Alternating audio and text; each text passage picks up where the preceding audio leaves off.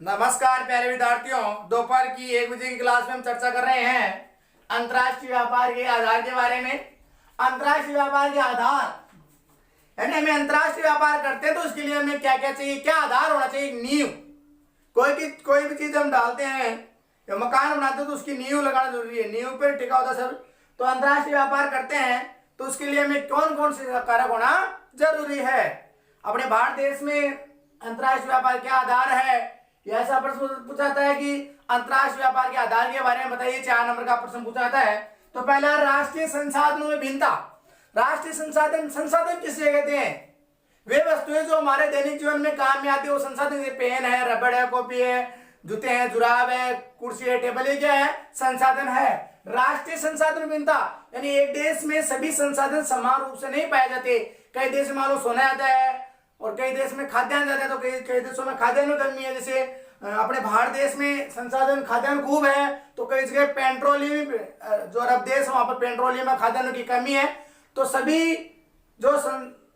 सभी देश में संसाधन समान दृष्टि से नहीं पाए थे, उसमें भिन्नता पाई जाती है। तो व्यापार की उसके अनुरूप ही होता है। राष्ट्रीय संसाधन में भिन्नता की हम बात करें तो पहले इसमें बात करते हैं हमें भू-आकृति की। भू-आकृति की हम बात करें तो सभी जगह भू-आकृति समान नहीं है। सभी देशों की भू-आकृतियां क्या नहीं है? समान नहीं है। ऊपर खापर धरातल पाया जाता है, समान दृष्टि से नहीं पाया था। जहां पर इस धरातल क्या है, मैदान क्या होता है, समतल होता है, वहां पर उद्योग सर्वाधिक मात्रा में लगाते हैं और वहां पर व्यापार भी आसानी से किया जाता है। वस्तुएं, गाड़ी मोटर लाने ले जाने में समस्या नहीं होती। तो यहाँ से सामान क्रय विक्रय आसानी से किया जा सकता है। तो पहला आपका भू-आकृति, समतल भूभाग होना चाहिए। दूसरा है खनिज संसाधन। खनिज किसे कहते हैं? वे पदार्थ जो धरातल से खोदकर निकाले जाते हैं और उन्हें रासायनिक प्रक्रिया द्वारा नया रूप दे दिया जाता है, उसे खनिज कहा जाता है। जमीन को खोद के जो निकाले जाते हैं खनिज संसाधन। खनिज भी संपूर्ण देश में अलग अलग देशों में समान दृष्टि से नहीं पाए थे, असमान दृष्टि से पाते हैं। ये भी व्यापार को प्रभावित करते हैं। तीसरा है जलवायु। जलवायु किसे कहते हैं? वायुमंडल की जो लंबी होती है उसे जलवायु कहा जाता है और वायुमंडल की जो छोटी होती है उसे मौसम कहा जाता है। तो जलवायु जीवित रहने के लिए बहुत ही महत्वपूर्ण है। जलवायु के अकॉर्डिंग पशु पाले जाते हैं। मान लो पशुओं का व्यापार है तो पशु जलवायु के अकॉर्डिंग पाले जाते हैं, वातावरण के अकॉर्डिंग पाए जाते हैं। और वहां पर जैसे कई मजदूर काम करने वाले हैं तो उद्योग हमेशा ध्यान रखना समुद्र के आसपास लगाए जाते हैं, क्योंकि वहां पर जलवायु यदि सुखद जलवायु होती है वहां पर मनुष्य को काम करने में कठिनाई नहीं होती। तो जलवायु भी मनुष्य के लिए जीवित रहने के लिए बहुत ही महत्वपूर्ण है। आगे हम बात करते हैं भू-आकृति की। हमें राष्ट्रीय संसाधन भिन्नता की बात कर ली कि सभी जगह राष्ट्रीय संसाधन समान रूप से नहीं पाए जाते हैं। जनसंख्या का आकार, जनसंख्या कारक जनसंख्या भी व्यापार को प्रभावित करती है। जनसंख्या कारक को 2 भागों में बांटा गया है, एक है सांस्कृतिक कारक और दूसरा है जनसंख्या का आकार। पहला है सांस्कृतिक कारक और दूसरा है जनसंख्या का आकार। सांस्कृतिक कारक की हम बात करते हैं। संस्कृति जैसे मनुष्य का पहनावा, रहन सहन, ये क्या कहलाता है? संस्कृति कहलाता है। कैसा खान पान है, किस संस्कार है, वो संस्कृति है। सांस्कृतिक कारक जहां पर जैसे कई चीजें होती है, कई वस्तुएं होती है, वो संस्कृति कारण वहां की सराहनीय से। भारत की जो संस्कृति है, पहनावा यहाँ का प्रसिद्ध है, लहंगा चुनरी है वो राजस्थान की प्रसिद्ध है। तो ये क्या प्रसिद्ध होती है संस्कृति के अनुसार, अकॉर्डिंग टू वहां के जो मनुष्य रहते हैं उसके अनुसार। तो जैसे कला तथा हस्तशिल्प, कला होती है जिसको हम बनाते हैं, हुनर। जैसे कोई पेन बनाने में कला रखता है, कोई कुर्सी बनाने में कला रखता है, कोई मशीन बनाने में कला रखता है। तो कला व हस्तशिल्प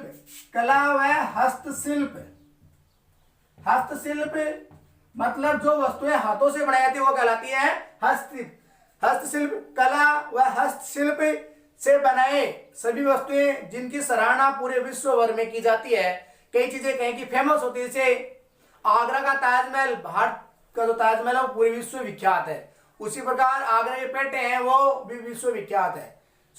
पूरे भारत में उनकी चर्चा रहती है, विश्व में उनकी चर्चा रहती है। जैसे आगे पेटे जो लोसल शिखर में नहीं मरते क्या, सांबर की पीढ़ी है, वहां पर सांबर की प्रसिद्ध है। तो उसी पर रेवाड़ी की रेवाड़ी प्रसिद्ध है। अपने भारत अपने लोसल शिखर में नहीं बनती है, रेवाड़ी बनती है, लेकिन वो प्रसिद्ध है वहां की, वो फेमस होगी। कला व शिल्प रूप जिनकी सराहना पूरे विश्व में भर में की जाती है। संस्कृति में आपको लिखना है, कला तथा हस्तशिल्प ऐसे रूप विकसित हुए हैं जिनकी सराहना पूरे विश्व भर में की, जैसे चीनी मिट्टी के बर्तन है, बहुत विश्व में प्रसिद्ध है। उसी प्रकार इंडोनेशिया का बट्टिक यानी छींट वाला वस्त्र, वो भी प्रसिद्ध है। अफ्रीका का चमड़े का काम, वो चमड़े का मतलब चमड़े के जूते और वगैरह, ये क्या अफ्रीका का प्रसिद्ध है। इंडिया का बट्टिक वाला, इंडोनेशिया बट्टिक छींट वाला वस्त्र है, ठीक है, और अफ्रीका का चमड़े का काम है। तो ये क्या है, विश्व भर में प्रसिद्ध, जिनकी सराहना पूरे विश्व भर में की जाती है। तो आपको सांस्कृतिक कार्य में लिखना है, कला व हस्तशिल्प के सभी रूप जिनकी विकसित हुए हैं, जिनकी सराहना पूरे विश्व भर में की जाती है। जैसे अफ्रीका का चमड़े का काम, इंडोनेशिया बट्टिक छींट वाला वस्त्र, ढाका की मलमल, ये क्या है, विश्व प्रसिद्ध, जिनकी सराहना पूरे विश्व भर में की जाती है। इनकी मांग होती है, वो पूरे विश्व भर में रहती है। तो ये भी क्या है, वहां का आधार है, उस देश के, ये वस्तुएं उस देश के व्यापार का आधार। जनसंख्या का कारक, जनसंख्या कारक दूसरा है टॉपिक, जनसंख्या का आकार। जैसे कई जगह जनसंख्या अधिक होती है और कई जगह जनसंख्या कम होती है। जहां पर जनसंख्या अधिक होती है, व्यापार इसमें दो, एक तो होता बाह्य परिणाम वाला व्यापार, एक होता आंतरिक परिणाम वाला व्यापार। दो बताया गया है, एक तो जनसंख्या अधिक और एक होती जनसंख्या कम। कई जगह जनसंख्या, हमारे भारत देश की बात करें, विश्व की बात करें, राजस्थान की बात करें, अपने घर की बात करें, जनसंख्या का है असमान दृष्टि से पाया जाता है, असमान रूप जनसंख्या का वितरण है। तो एक जनसंख्या, जहां पर जनसंख्या अधिक होती है वहां पर व्यापार आंतरिक परिणाम वाला होता है। जैसे मान लो जनसंख्या अधिक होती है, वहां पर व्यापार आंतरिक परिणाम वाला क्यों होता है कि सभी वस्तुओं का उपभोग उस देश की जनसंख्या के द्वारा कर लिया जाता है। जैसे मान लो बात करते हैं अपने परिवार की, एक परिवार में 10 सदस्य हैं और इनके गेहूं की बोरी हुई 50 हुई। एक परिवार 10 सदस्य हैं और उनकी गेहूं की बोरी हुई 50। तो ये लोग क्या करेंगे, लगभग गेहूं की बोरियां अपने पास रख लेंगे, क्योंकि अपने वो खुद करेंगे। आंतरिक परिणाम वाला व्यापार होगा यहाँ पर, क्योंकि यहाँ पर वस्तुएं खुद अपने उपभोग के लिए रख लेंगे। अगर ये बेच देंगे तो खुद क्या खाएंगे, तो यहाँ पर व्यापार कौन सा हो गया, आंतरिक परिणाम वाला।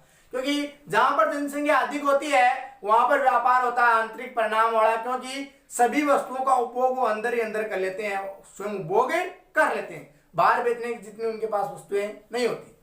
एक होता है व्यापार बाह्य परिणाम वाला, जहां पर जनसंख्या कम होगी वहां पर व्यापार होगा बाह्य परिणाम वाला। क्यों, क्योंकि जहां पर मान लो 100 बोरी हो गई गेहूं की और खाने वाले 2 ही हैं, तो वो 100 बोरी क्या करेंगे, वो क्या करेंगे, बाहर उनको निर्यात करेंगे ताकि उनको आमदनी प्राप्त हो सके। तो जहां पर जनसंख्या अधिक होती है वहां पर व्यापार होता है आंतरिक परिणाम वाला, क्योंकि सभी वस्तुओं का उपभोग उनके द्वारा कर लिया जाता है। और जहां पर जनसंख्या कम होती है वहां पर व्यापार होता है बाह्य परिणाम वाला। तो इसमें आपको यही लिखना है, जहां पर जनसंख्या अधिक होती है वहां पर व्यापार होता है आंतरिक परिणाम, क्योंकि सभी वस्तुओं का उपभोग उनके द्वारा कर लिया जाता है। और जहां पर जनसंख्या कम होती है वहां पर व्यापार होता है बाह्य परिणाम वाला। एक बात आर्थिक विकास की प्रावस्था। आर्थिक विकास की प्रावस्था धीरे धीरे अपनी आर्थिक स्थिति में परिवर्तन हो रहा है। जैसे मान लो पहले किसी व्यक्ति के पास कम पैसे होते हैं, वो धीरे धीरे अपने रोजगार को बढ़ाएगा, धीरे धीरे नई नई टेक्नोलॉजी संबंधी कार्य करने लगेगा, तो उसकी आमदनी में धीरे धीरे बढ़ी है, उत्तरोत्तर वृद्धि होने लगी और उसकी आर्थिक स्थिति सुधरने लगती है। तो उसी प्रकार आर्थिक विकास की प्रावस्था, जैसे भारत देश है पहले कच्चे माल का निर्यात करता था, उसके बाद में भारत में धीरे धीरे मशीनों का आयात यहाँ पर होने लगा, तो भारत निर्मित वस्तुओं का क्या करने लगा, आयात निर्यात करने लगा। तो यहाँ की आर्थिक स्थिति परिवर्तन होने लगी, हमारे पास पैसे ज्यादा आने लगे पहले कच्चा माल सस्ता जाने लगा, निर्मित वस्तुएं महंगी जाने लगी, तो हमारे देश की आर्थिक स्थिति में परिवर्तन आने लगा। पहले हम प्राथमिक वस्तुओं का आयात निर्यात से कृषि संबंधी वस्तुएं, मसाले हैं, आया ये वस्तुएं क्या करते थे, बाहर निर्यात करते, खाद्यान्न संबंधी वस्तुएं हैं। बात धीरे धीरे हमारी आर्थिक स्थिति में परिवर्तन हुआ, हमारी दिशा में परिवर्तन हुआ, और हमने क्या करना स्टार्ट कर दिया, मशीनरी है, टेक्नोलॉजी, इनका निर्यात करना स्टार्ट कर दिया। तो धीरे धीरे हमारे देश की आर्थिक स्थिति में परिवर्तन, जो किसी देश का विकास होता है और उस देश की आर्थिक स्थिति में परिवर्तन होने लगता है, और वहां के व्यापार के स्वरूप में परिवर्तन होने लगता है। आगे बात करते हैं विदेशी निवेश की सीमा की। विदेशी निवेश, पहली बात तो निवेश क्या होता है, निवेश का मतलब इन्वेस्टमेंट करना।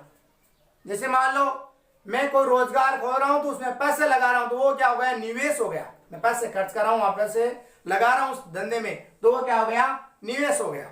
किसी चीज में या किसी रोजगार में पैसे लगाना, वो क्या कहलाता है, निवेश कहलाता है। कोई वस्तु खरीदने के लिए पैसे देना, वो क्या, निवेश। जैसे माने मैंने स्कूल खोली और स्कूल में मैं पैसे लगा रहा हूं, या मैंने कोई उद्योग खोलिया उसमें पैसे लगा, तो वो क्या मैं कर रहा हूं, इन्वेस्टमेंट कर रहा हूं, निवेश कर रहा हूं। तो विदेशी निवेश की सीमा का मतलब क्या है कि हमारे देश में काट कबाड़ का सामान खूब है, हमारे देश के पास मशीनरी पड़ी है, काट कबाड़ का सामान पड़ा है, श्रमिक पड़े हैं रोजगार करने के लिए, लेकिन हमारे पास क्या नहीं है, पूंजी नहीं है। अपने देश में क्या नहीं है, पूंजी नहीं है। तब यहाँ पे क्या करते हैं, विदेश के लोग आते हैं, दूसरे देश के लोग आते हैं और यहाँ पर अपनी कंपनियां स्थापित करते हैं, जिसे बहुराष्ट्रीय कंपनी के नाम से जाने लगते। जैसे मान लो इंग्लैंड का कोई व्यक्ति आया, जैसे पहले इंग्लैंड का यहाँ व्यक्ति व्यापार करने के उद्देश्य से आया, फिर अपने भारत देश को गुलाम बना लिया। ऐसे ही वर्तमान में आगे जाकर ऐसा हो गया हमारे देश में, धीरे धीरे आज वर्तमान में जैसे कोरोना महामारी के चलते हुए धीरे धीरे अपना जो जीडीपी अपने देश की धीरे धीरे उत्तरोत्तर कम होती जा रही है, और आने वाले टाइम में जीडीपी अपने 4 पर पहुंच गई है, और आने वाले टाइम में माइनस में चली जाएगी जीडीपी। अगर ऐसा ही चलता रहा तो यहाँ पर विदेशी कंपनियों क्या होगा, राज होगा, और अपने देश गुलाम बन जाएगा फिर से। तो हमें ये नहीं होना, हमें स्वदेशी अपनाना है, और इसके लिए हमें क्या करना चाहिए, इसके लिए सरकार को करना चाहिए, अपने यहाँ के जो मूल निवासी है उनको अधिक से अधिक रोजगार देना चाहिए, बल्कि विदेशी कंपनियों पर रोक लगानी चाहिए। तो विदेशी कंपनियां, जो बाहर का जो व्यक्ति है, वो मान लो इंग्लैंड का जो व्यक्ति है और वो भारत देश में आकर जो उद्योग लगाता है, वो तो वो बहुराष्ट्रीय कंपनी हो गई। विदेशी निवेश कैसे हो गया, क्योंकि विदेश का व्यक्ति आकर यहाँ पर निवेश कर रहा है, तो क्या करेगा, विदेशी निवेश की सीमा। तो अपने भारत देश में काट कबाड़ का सामान खूब है, खूब सारा पड़ा है, लेकिन अपने भारत देश में क्या है, निवेश की कमी है, पैसों की कमी है। तो यहाँ पर विदेशी लोग आकर क्या करते हैं, पैसे लगाते हैं, जिससे विदेशी लोग आकर यहाँ पर क्या लगाते हैं, पैसे लगाते हैं, और जिससे अपने रोजगार में क्या होती है, वृद्धि होती है, और लोगों को यहाँ पर थोड़ा बहुत रोजगार भी मिल जाता है।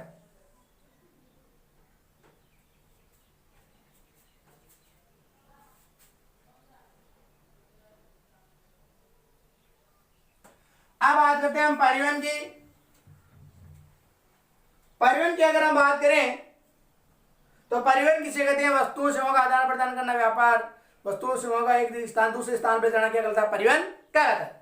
तो पहले क्या था, परिवहन के साधन क्या थे, सीमित थे, तो व्यापार भी संकुचित रूप में था, क्योंकि बाहर वस्तुओं का आयात निर्यात नहीं किया जाता था। वर्तमान में धीरे धीरे क्या हुआ, परिवहन का विस्तार होने लगा, और वस्तुओं का आयात निर्यात भी एक स्थान से दूसरे स्थान पर किया जाने लगा। तो ये सब किसके फलस्वरूप हुआ, परिवहन के फलस्वरूप हुआ। जो जो परिवहन में गति हुई, त्यों तो व्यापार में वृद्धि होने लगी। तो ये थे अंतरराष्ट्रीय व्यापार के आधार।